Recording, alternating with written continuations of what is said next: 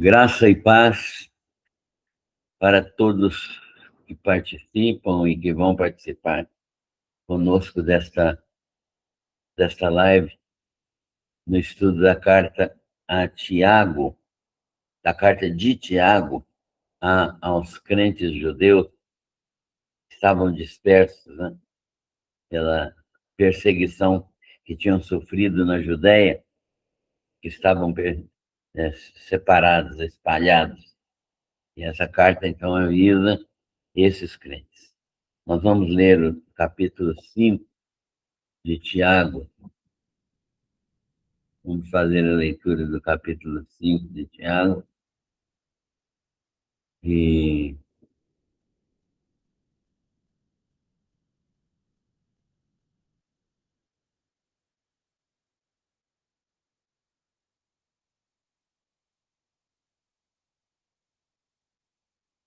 então vamos começar. Capítulo 5 de Tiago.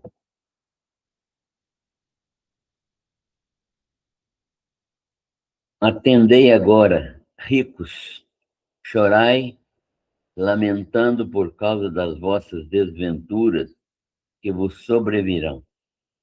As vossas riquezas estão corruptas e as vossas roupagens comidas de traça. O vosso ouro e a vossa prata foram gastos de ferrugens, e a sua ferrugem há de ser por testemunho contra vós mesmos, e há de devorar como fogo as vossas carnes. Tesouros acumulastes nos últimos dias. Eis que o salário dos trabalhadores que ceifaram os vossos campos e que por vós foi retido com fraude, está clamando, e os clamores dos ceifeiros penetraram até os ouvidos do Senhor. Tendes vivido regaladamente sobre a terra, tendes vivido nos prazeres, tendes engordado os vossos corações em dia de matança. Tendes condenado e matado o justo,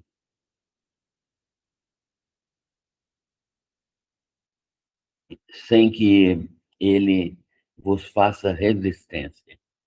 Sede, pois, irmãos, pacientes até a vinda do Senhor. Eis que o lavrador guarda com paciência precioso fruto da terra, até receber as primeiras e as últimas chuvas. Sede vós também pacientes e fortalecei os vossos corações,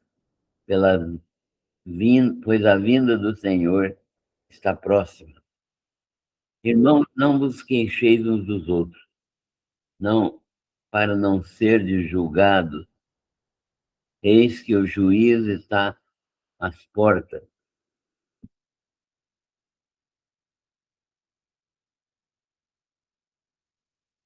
Eis que o juiz está às portas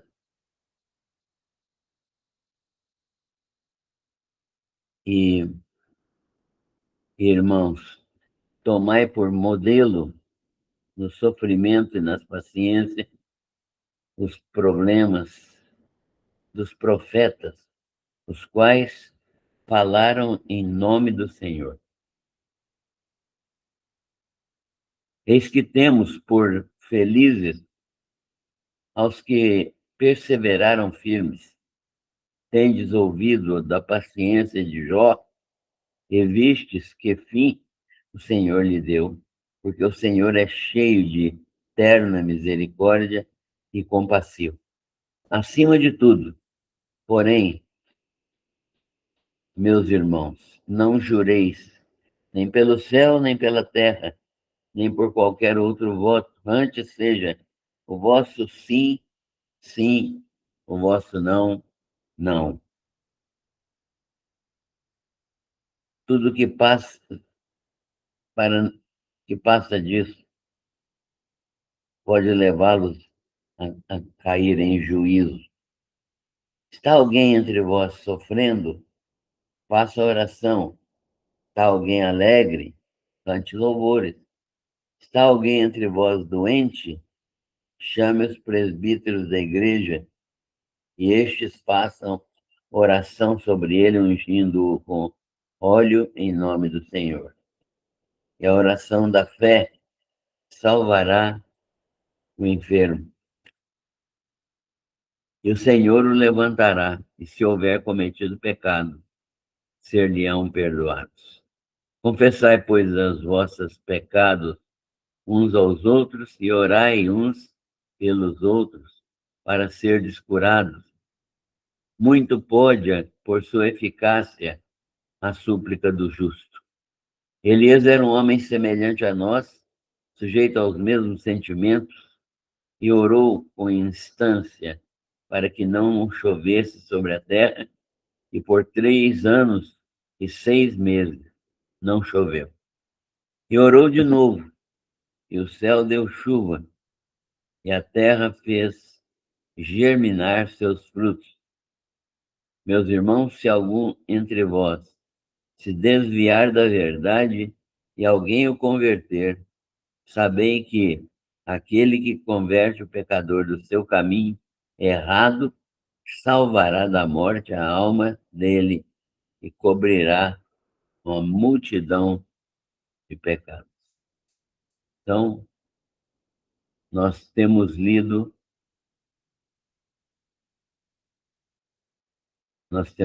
esse capítulo 5 de Tiago, né? O pastor Tiago, e vamos meditar nele nesta tarde, já que esse capítulo é o capítulo final da carta, e nós vamos perceber muitas verdades nesse capítulo. Vamos orar, então. Senhor, nós te agradecemos pela tua bondade em nos preservar com vida, em nos dar sustento material e espiritual.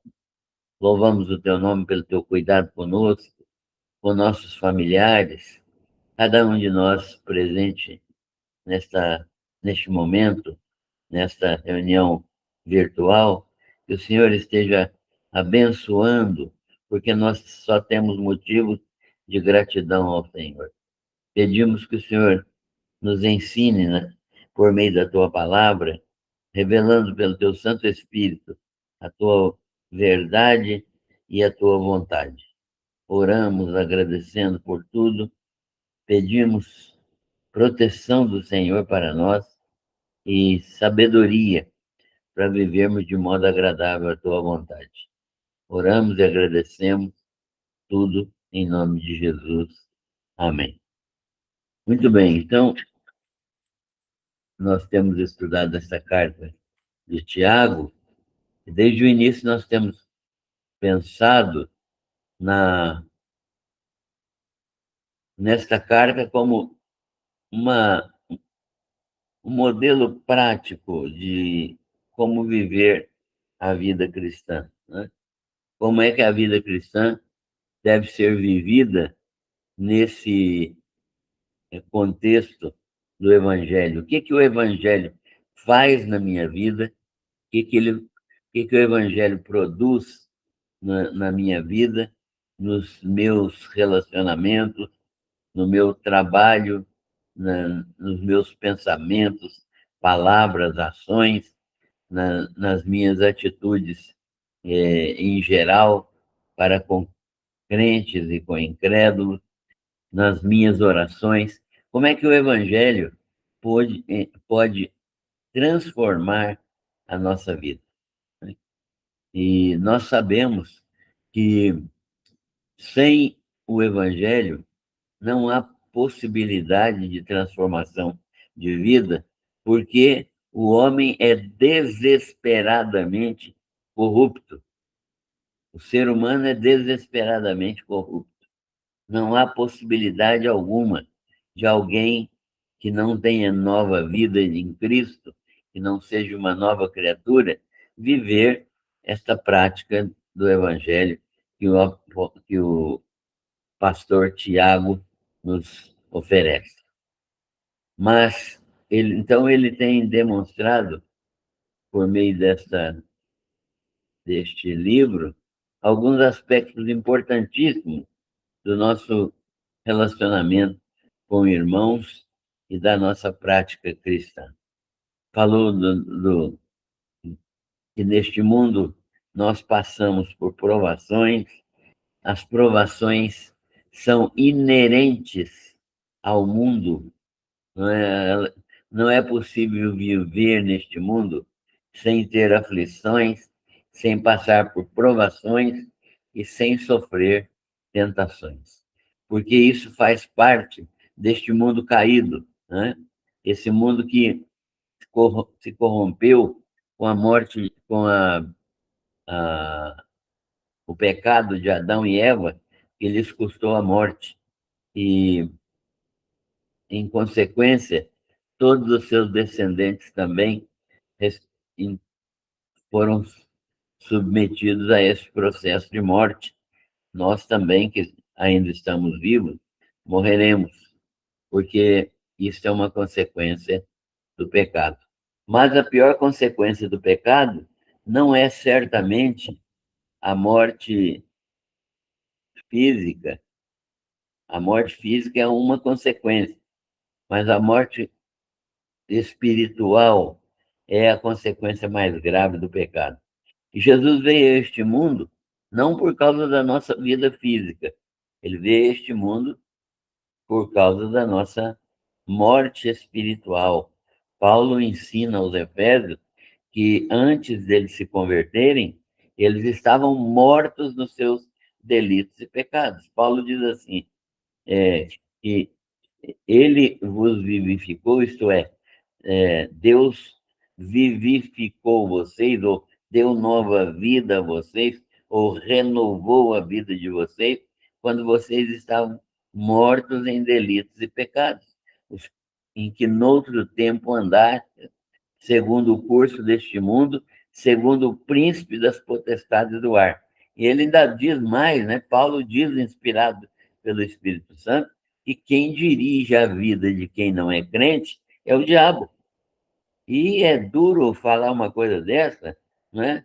Porque aparentemente é um absurdo, mas Efésios 2:1, quem quiser ler, pode ler e vai ver que realmente quem dirige a vida daqueles que não têm Jesus é o príncipe das potestades do ar. E o príncipe das potestades do ar é Satanás. Então, nós sabemos que Jesus veio para nos livrar nestas circunstâncias, neste momento, né? Desses momentos. E nós sabemos que a morte espiritual só é vencida pela ressurreição de Jesus, e a ressurreição de Jesus nos dá nova vida. Não é uma vida humana reformada, é a vida de Cristo dada a nós. Não é melhorar, não é uma vida melhorada. Vamos fazer um remendo na nossa vida, não é isso. É uma nova vida que vem de Cristo para nós. E então, Efésios mostra isso claramente, versículos 2, do capítulo 2, versículos 1 e 2 de Efésios, que mostra exatamente isso que nós estamos falando. E as provações, então, são inerentes a este mundo caído. Elas existem por causa de estarmos neste mundo, neste padrão de vida. E todas as pessoas, todas, literalmente todas, não há uma única exceção. Todas as pessoas passam por provações, passam por situações conflitivas, passam por problemas, né, na sua vida. E uns mais, outros menos, mas todos passam. E isto é uma verdade. E mesmo os crentes, quando recebem nova vida em Cristo, eles também passam por provações, né? E a provação, segundo o apóstolo, o estudo de Tiago aqui, é, é uma situação permitida por Deus e orientada por Deus para que eu seja paciente na provação, para que eu seja confiante em Deus na provação, para que eu experimente paz na provação e Deus me dê crescimento espiritual por meio da provação.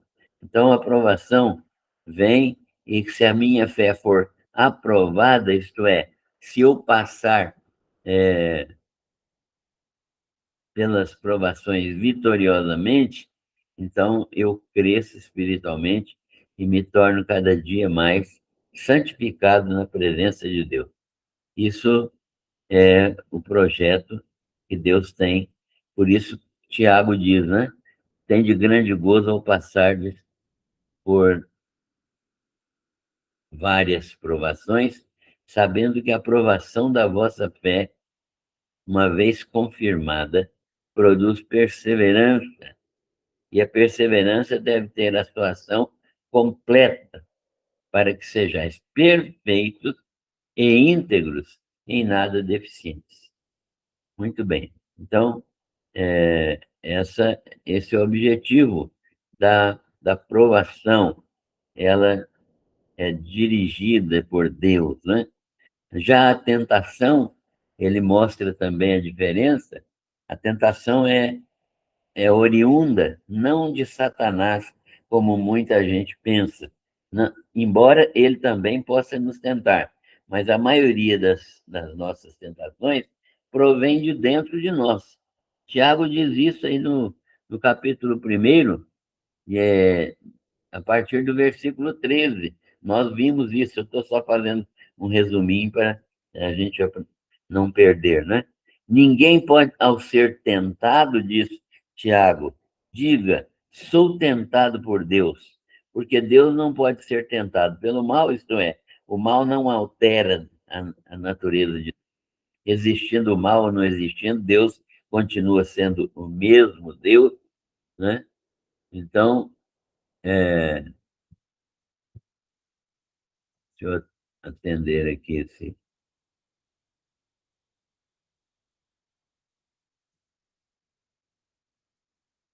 Então, Deus continua sendo o mesmo Deus, ele não é, se altera em definitivo com a, a sua, com a sua, com as tentações, com as provações. O mal não pode afetar Deus, mas afeta a nós. Então, ninguém sendo tentado diga que é tentado por Deus, porque Deus não pode ser tentado pelo mal e não tenta a ninguém. Deus prova, mas não tenta. E nós vamos ver, então, a diferença. Cada um, ao contrário, é tentado pela sua própria cobiça, a concupiscência, a carnalidade que está dentro do nosso coração é que nos tenta, nós somos tentados pela nossa concupiscência, esse desejo natural do ser humano pecador de satisfazer os desejos da sua carne, né? Então, os desejos naturais de prazer, de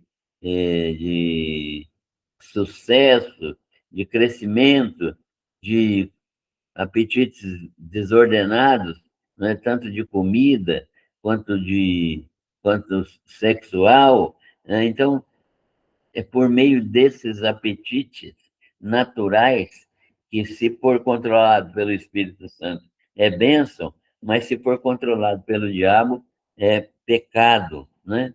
Então, ao contrário, cada um é tentado por sua própria cobiça, sua própria concupiscência, seu próprio desejo de satisfazer os anseios da carne, quando a cobiça o atrai e o seduz.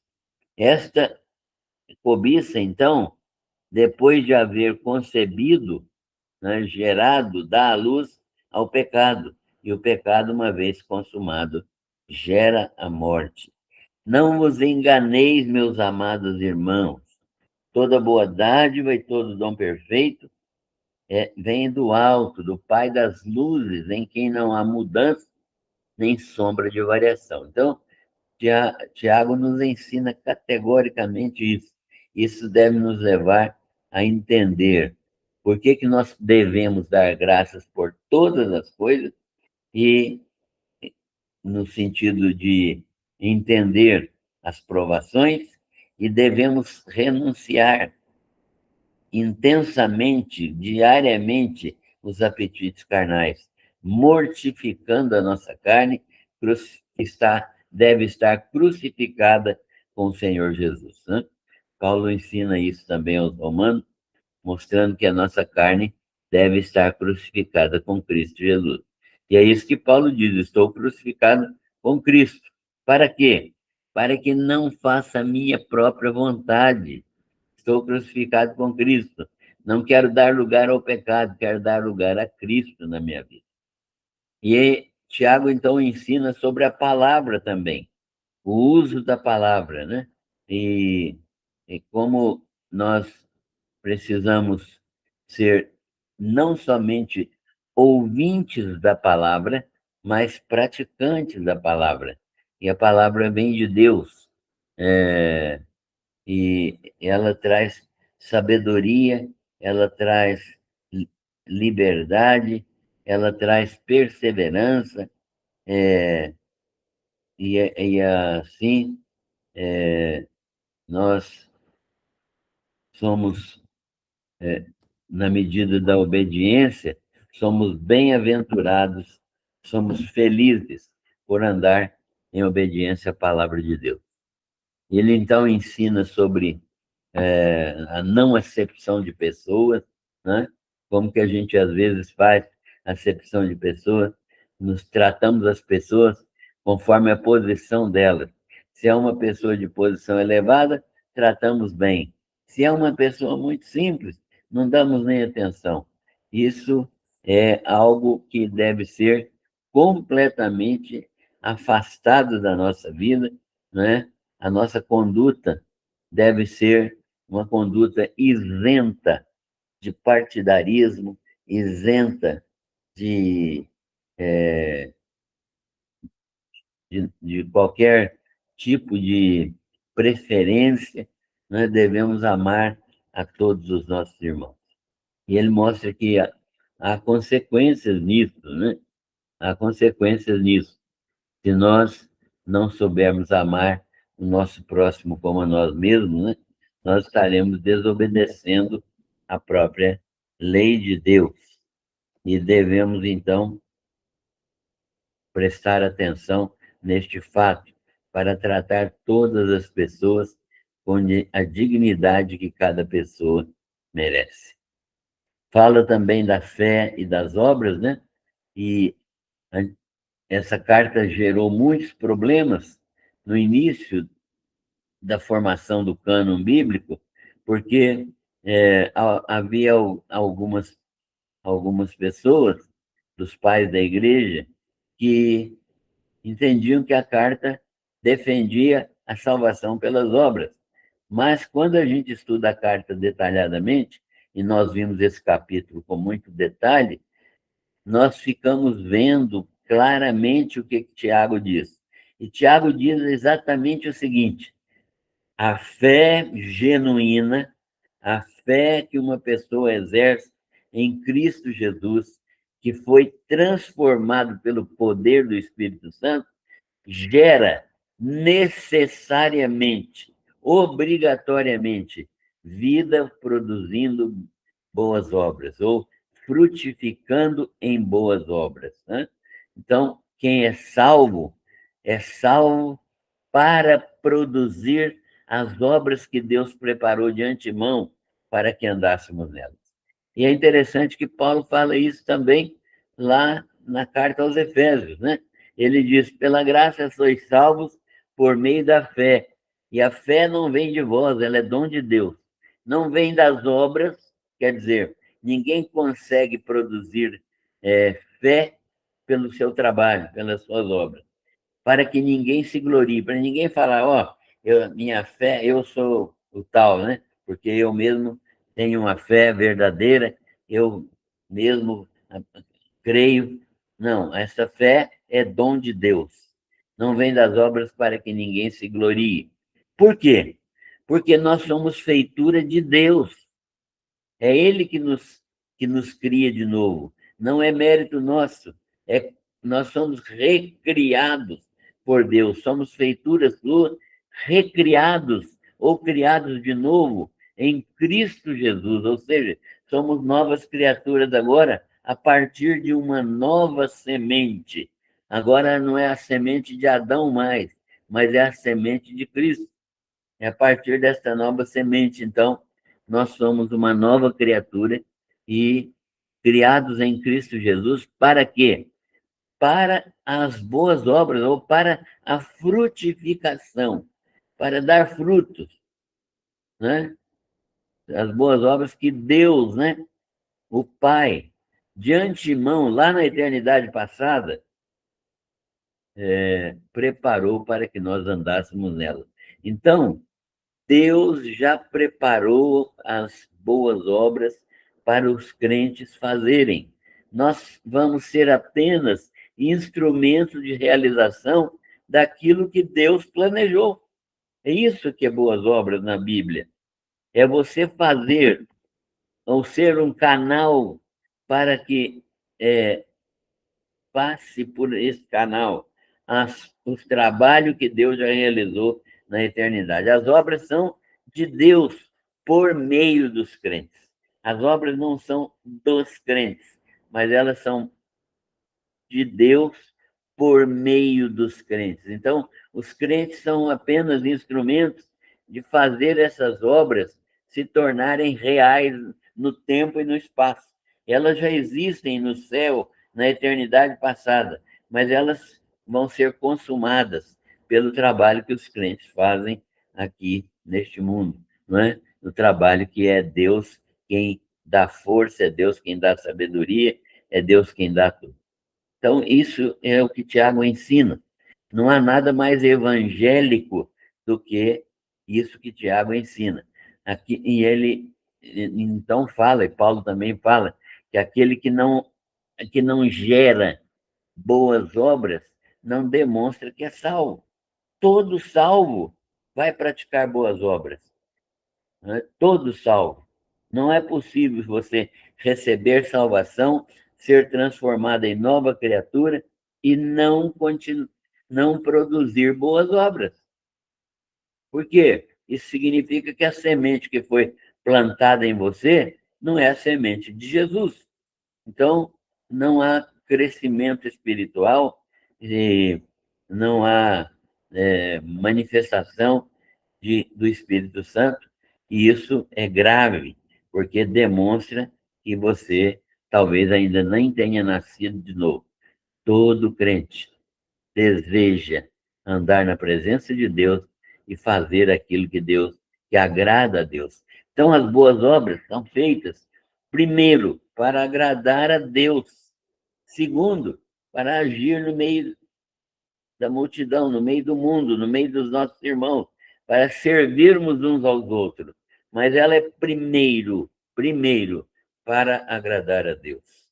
E é necessariamente utilizada por Deus para edificar a igreja, abençoar nossas famílias, abençoar até os incrédulos com quem nós convivemos por meio das boas obras de Deus e levar muitos deles à salvação pela observação da nossa própria vida.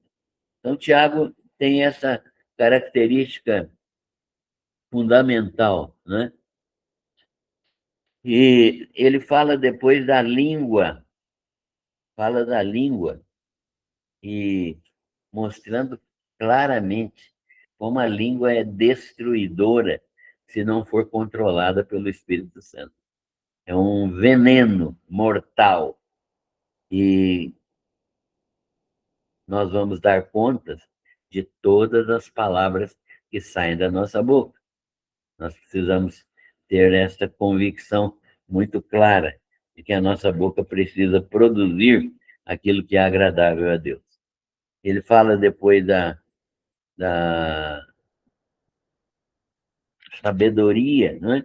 Aquela sabedoria que vem de Deus e que nós precisamos ter humildade para ter essa sabedoria de Deus, e ela é uma sabedoria pura, uma sabedoria que vem do céu, uma sabedoria que não tem inveja, não tem nada. Sabedoria lá do alto, né? Que vem do céu, pura, pacífica, indulgente, né? Tratável, cheia de misericórdia, de bons frutos, imparcial, sem fingimento. Esta é uma sabedoria que paz, produz paz. Ela é pacífica, significa que quem tem essa sabedoria convive em paz com os irmãos. É pacífico, não é aquela pessoa que é briguenta, que está sempre causando problemas, mas é uma pessoa que sabe se posicionar com, com paz, com harmonia, né? Com harmonia. Depois ele fala do mundanismo, né? Mundanismo é o modo de dirigir a nossa vida segundo o mundo, né? E ele até fala assim, né? Que tem muita gente que fala, hoje ou amanhã iremos a tal lugar e negociaremos e ganharemos dinheiro e viveremos ali e tal. E, e aí ele critica, né? Tiago diz assim, é Tiago orientado, dirigido pelo Espírito Santo. Ele diz assim, que nós não podemos fazer isso porque nós não temos certeza de nada. Nós não temos certeza de nada. Ao contrário, nós deveríamos dizer: se Deus quiser, se Deus permitir, faremos isso ou aquilo. E tudo deve ser feito de modo que glorifique a Deus, né? Mas as pessoas às vezes planejam, e até disse aqui no dia que a gente estudou isso, que tem pessoas que pedem oração, né? Às vezes em reuniões de oração, a pessoa fala assim, eu queria que orasse pela minha viagem. Aí a vontade da gente é perguntar, mas você tem certeza que Deus quer que você viaje? Né? Então, como é que eu vou pedir uma coisa para uma pessoa, pedir a Deus por uma pessoa que ela nem sabe, ela nem levou em consideração se Deus está permitindo aquilo ou se é da vontade de Deus perfeita e agradável que ela faça tal coisa que ela está pedindo. Então, nós precisamos ter essa sabedoria, porque é Deus quem dirige a nossa vida. Muito bem. Agora, nesse texto de hoje, nós vamos ver Tiago falando de algumas coisas importantes. Ele está mostrando que os, o, o, as pessoas que têm muitos recursos financeiros, na maioria das vezes, não é, ele não está dizendo que todo mundo, mas na maioria das vezes, eles, é, eles se perdem com essas riquezas. E eles, então, e porque eles colocam o coração nas riquezas e colocam todos os valores que eles têm nas riquezas, né? Então, eles vão sofrer mais neste mundo, porque este mundo é incerto e as suas, as suas riquezas poderão se tornar, ao invés de bênção, problemas para a vida deles e dos seus descendentes. Então, ele fala que as riquezas estão corrompidas e as roupagens comidas de traça. Ele está falando daquilo que um risco muito grande, que é o risco do acumular. Deus não é contra a pessoa ter recursos financeiros. Tem muitos crentes que são pessoas que têm sido bênção na vida de outros, porque têm recursos financeiros, ganharam licitamente, trabalhando, abençoados por Deus no trabalho, ganharam seus recursos financeiros. Mas Deus é contra o acúmulo. Jesus ensinou que eu não devo acumular bens. Acumular significa, na maioria das vezes, é muito frequente, né? Na maioria das vezes, as pessoas acumulam e elas passam a valorizar muitos recursos e se preocuparem excessivamente com esses recursos, e elas acabam por se perder, né? Elas perdem a noção de tudo e ficam presos aos seus recursos. Então, esses recursos funcionam como um ídolo. Jesus falou: não podeis servir a Deus e as riquezas, né? Ninguém pode servir a dois senhores, porque ou amará um e odiará o outro, ou deixará um para ficar com o outro. Não há possibilidade de andar juntos, riquezas e Deus ao mesmo tempo, né? Especialmente se a gente coloca o coração nas riquezas. Então, Tiago está abrindo os olhos para isso aqui, né? E ele ainda fala que, na maioria das vezes, as riquezas deste mundo são conseguidas com, por meio de recursos ilícitos. Recursos ilícitos. Ele diz bem claramente: o salário dos trabalhadores que ceifaram, que colheram, não é, nos vossos campos, aqueles que trabalharam por dia para recolher a ceifa, fazer a ceifa, e que foi retido por vós. Então, ele está dizendo que houve exploração do trabalho do assalariado, do diarista, e esse salário dos trabalhadores, então, foi recolhido, que trabalharam recolhendo as colheitas, ele foi retido com fraude, e este salário ele está clamando, e os clamores do ceifeiro penetram até os ouvidos do Senhor.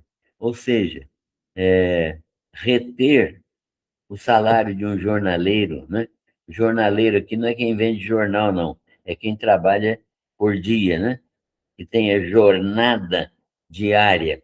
Reter a diária de cada uma dessas pessoas é realmente uma situação pecaminosa diante de Deus.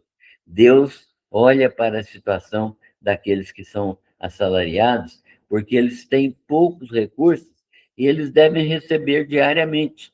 Então, muitas vezes nós encontramos a pessoa passando por dificuldades e porque tem salário retido. E então esse salário dos trabalhadores, então, clama, né? Deus clama diante de Deus. Deus olha para essa injustiça, e os ricos, muitas vezes, fazem essa injustiça, pagam mal seus assalariados, né? Não pagam no tempo certo e vivem regaladamente. O que é isso? O que Tiago está ensinando aqui? Eles vivem regaladamente, quer dizer, vivem comendo do bom e do melhor, vestindo do bom e do melhor e gastando todos os recursos com os seus próprios gostos, né? Satisfazendo a sua própria vontade, mas prejudicando, engordando os corações, né? Amando, amando as benesses que vêm da riqueza acumulada, mas prejudicando pessoas e passando por cima de pessoas. Então, Tiago é duro, ele diz assim aos ricos: tendes condenado e matado o justo, sem que ele vos faça resistência. Então, Tiago acaba dizendo que os ricos acabam produzindo morte, né, na vida das pessoas mais pobres.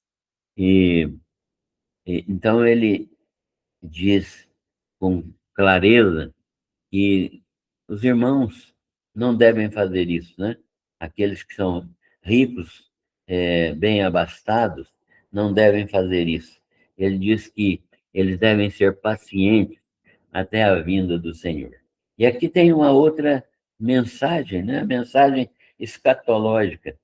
Jesus vai voltar. O Evangelho é fundamentalmente a esperança da segunda vinda de Cristo.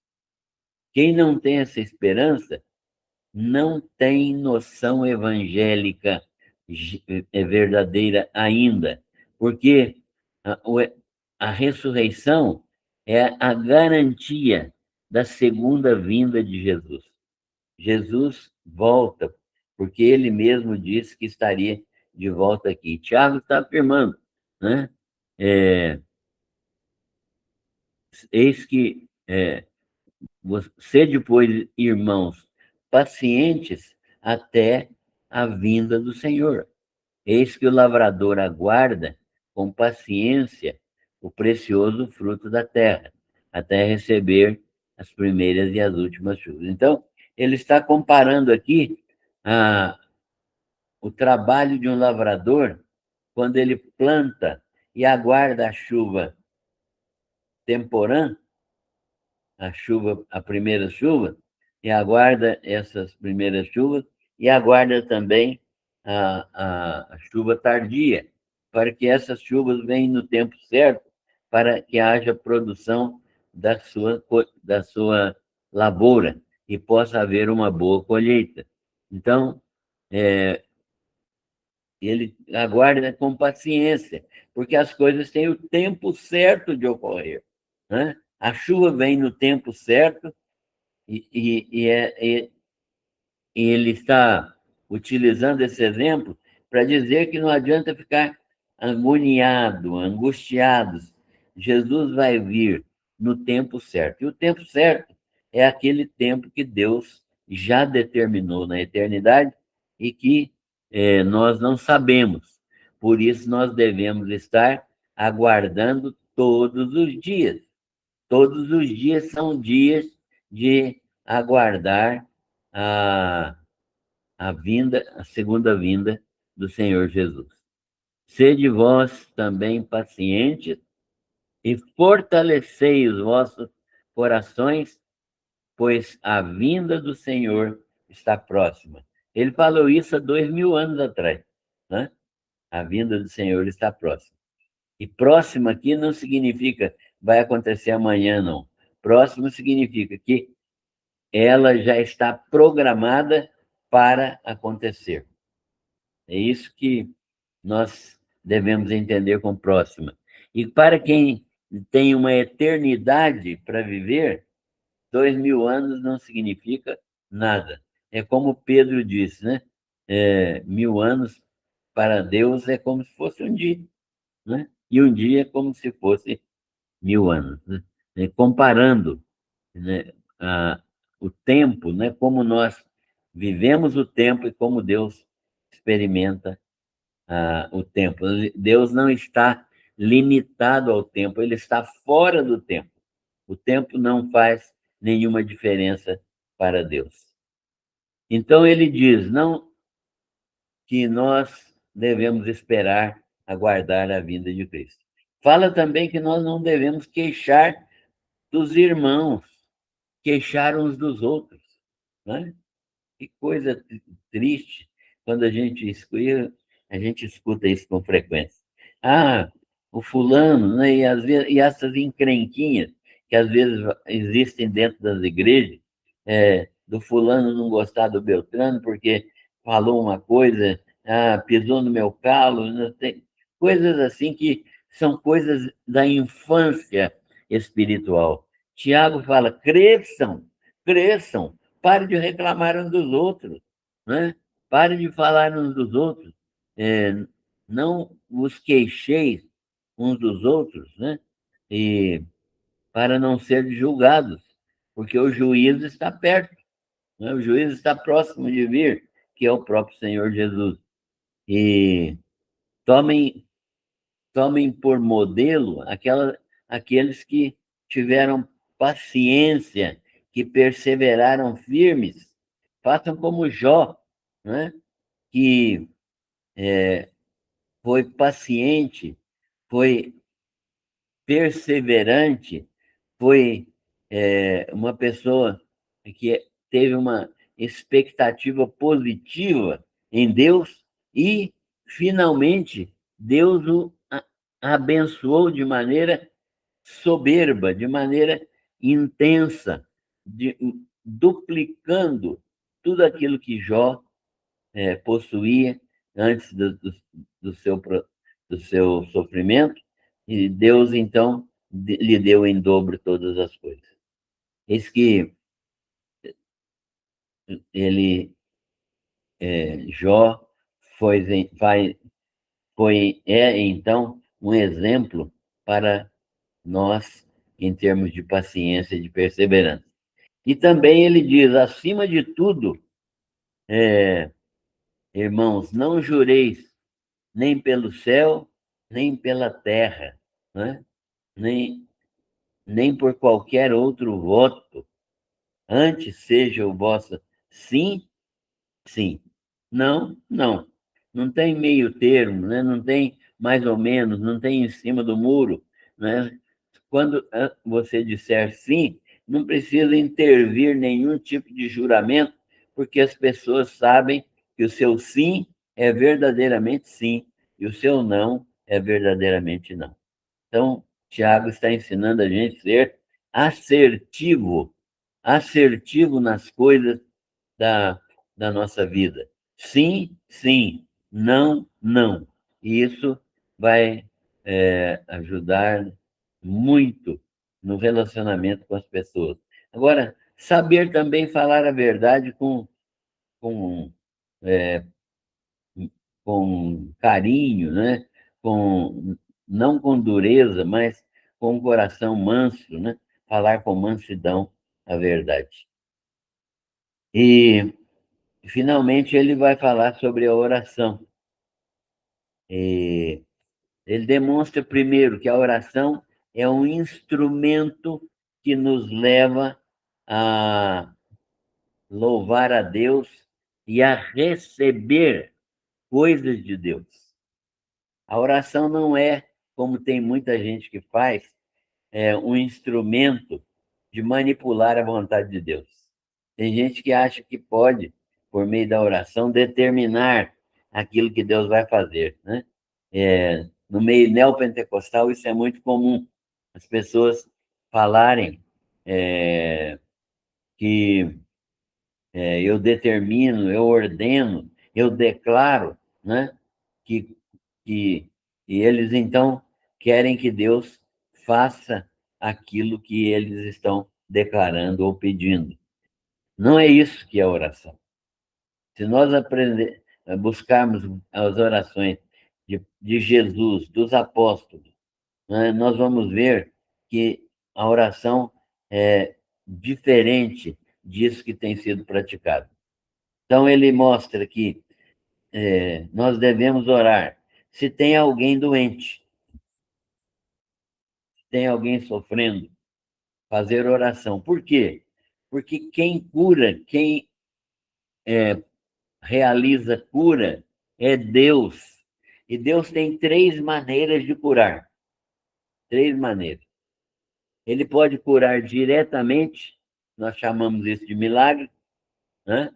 Ele pode curar diretamente. Ele pode curar por meio de medicamentos, nós chamamos isso de medicina, né? E ele pode curar por meio da oração, né?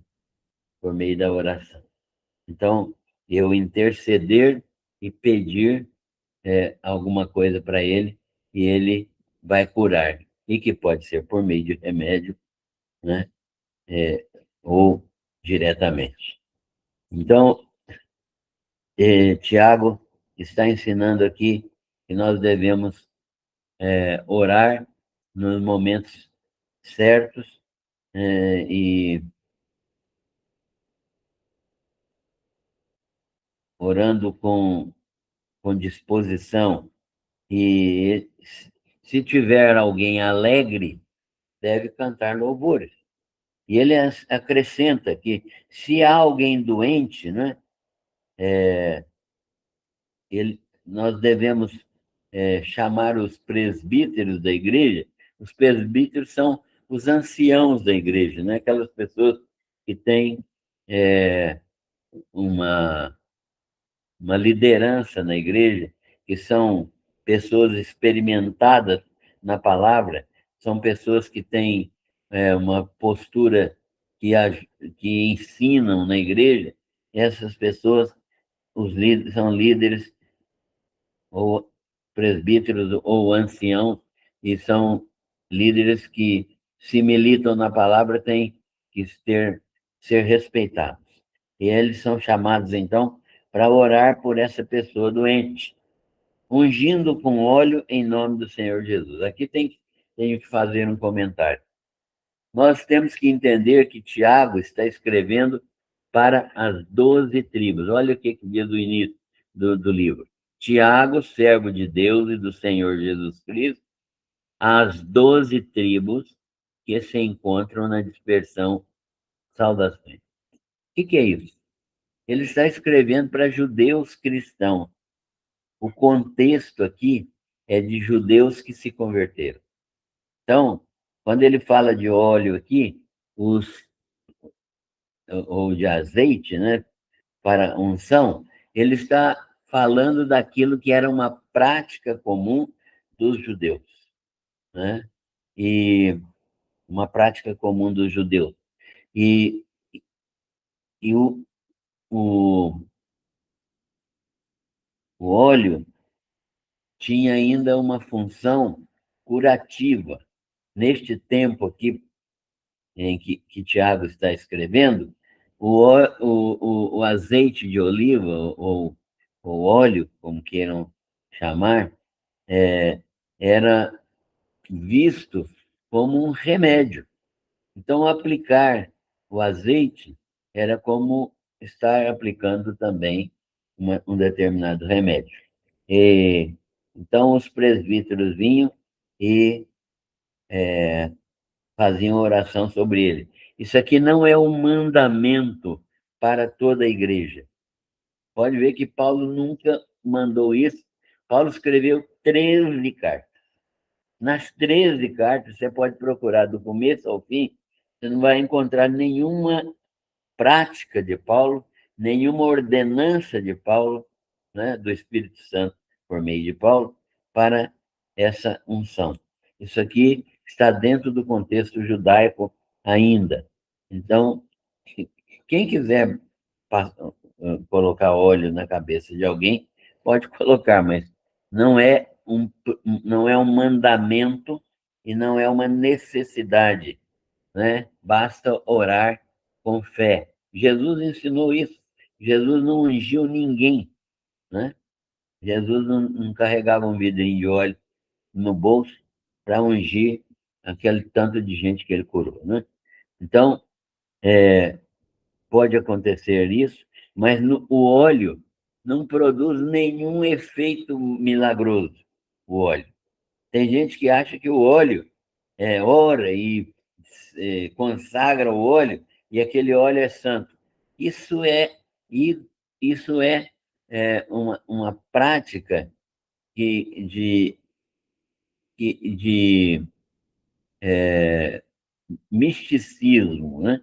Atribuir poder a copo de água, a sal grosso, a vassoura ungida, a rosa ungida, a óleo santo, e vender óleo santo como esses pastores de neopentecostais fazem, isso é um absurdo, isso é uma comercialização daquilo que é religião, do, do âmbito religioso. É a oração da fé, ele fala no 15, né? Não é o olho. A oração da fé. Qual a oração da fé? Dos presbíteros que estão orando pela pessoa. A oração da fé salvará o enfermo e o Senhor o levantará. Isto na dependência de ser a vontade de Deus. Porque pode não ser. Paulo, por exemplo, nunca foi curado. Orou, pelo menos, que ele diz, 3 vezes. Timóteo não foi curado. Outros amigos de Paulo morreram sem ser curados, porque Deus cura quem ele quer, no tempo que ele quer, com um propósito definido. Ninguém é curado por ser curado. Curou por curar. Não, curou para quê? Por que é que Deus está curando alguém? Para quê? Não é só para a pessoa ficar curada e achar que está tudo bem com ele agora e não fazer nada. Não. Deus tem sempre um propósito na cura. Então, nós precisamos ver que o Senhor levanta o enfermo e, se ele tiver cometido pecados, foi orado também pelo perdão dos pecados desse enfermo, né? E Deus perdoa os seus pecados. E aí, Tiago muda de assunto e ele diz assim: confessai, pois, os vossos pecados uns aos outros e orai uns pelos outros. É o que nós devemos fazer, orar uns pelos outros e confessar os nossos pecados, né, uns aos outros. O que é isso? Confessar os nossos pecados uns aos outros. É abrir o nosso coração para aquelas pessoas que são íntimas nossas, amigas nossas de fato, para que eles também intercedam juntamente conosco para a nossa situação. Então, eu preciso aprender a fazer isso. Agora, nós vivemos um tempo preocupante, porque tem coisas da nossa vida particular, pessoal, que se compartilhadas com alguém, num dia, no outro dia, toda a igreja sabe, a cidade sabe, a torcida do Corinthians sabe. Então, é muito complicado a pessoa se expor desta maneira. É preciso ser uma pessoa de responsabilidade, uma pessoa que ouve, vê e cala. Apresenta a Deus apenas aquela situação. Então, eu posso ajudar alguém a orar pela sua situação e devo ajudar.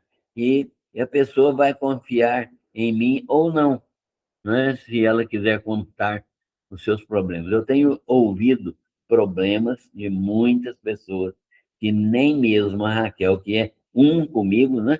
É um comigo, eu e a Raquel somos um, porque casamos, estamos casados no Senhor, e nem mesmo ela sabe, porque não é para contar para ninguém, não é, é para que a gente interceda por essas pessoas, né?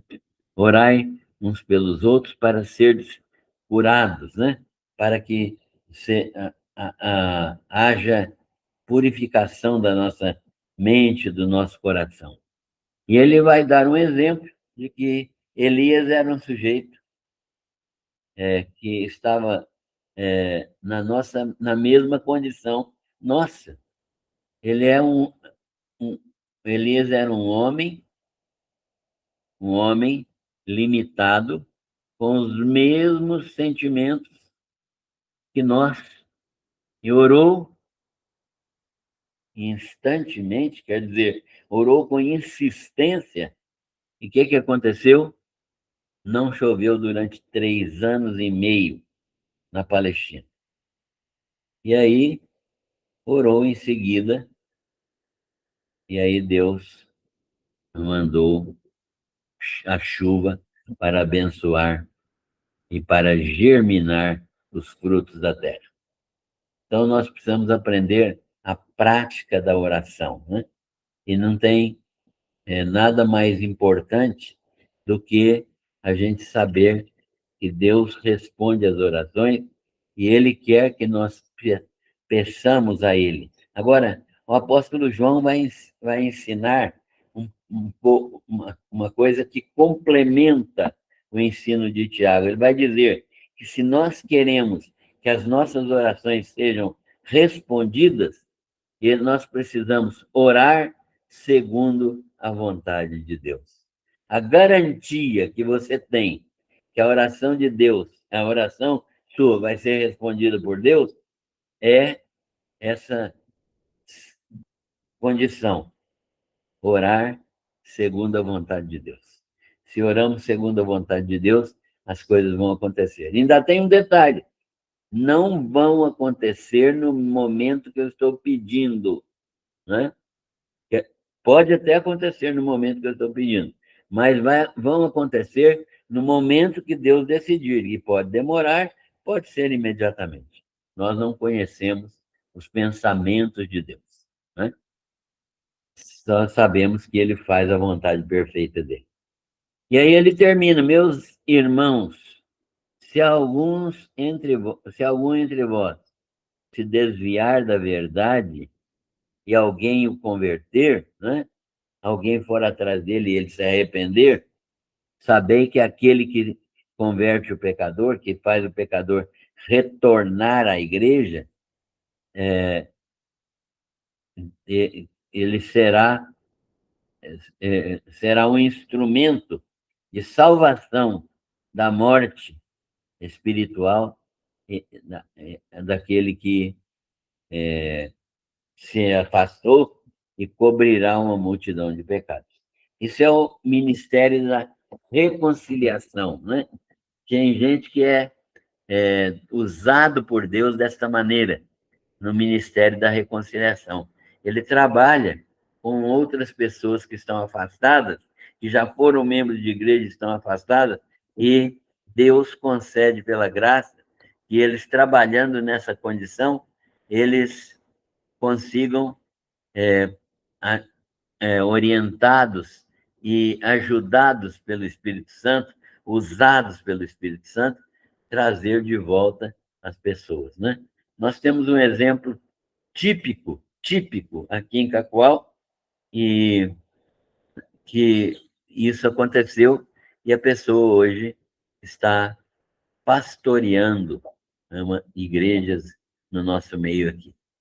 Foi uma reconciliação a partir de uma conversa, né, que nós tivemos, e a pessoa retornou ao aprisco do Senhor. E nós louvamos a Deus porque pode usar pessoas para esse trabalho. Muito bem, esse é o livro de Tiago, resumidamente, mas à medida que os irmãos quiserem ler esse livro, é uma carta que você não gasta 10, 15 minutos para ler. De vez em quando é bom ler, porque ela é a essência prática do Evangelho. E aí a gente fica entendendo, né, aquilo que Deus deseja de quem é crente em Jesus Cristo. Nós damos graças a Deus por essa oportunidade e agradecemos também os que participam conosco, desejando que todos possam crescer espiritualmente nesta bênção que é conhecer a palavra do Senhor e praticar a palavra do Senhor. Deus abençoe a todos. Um bom fim de semana.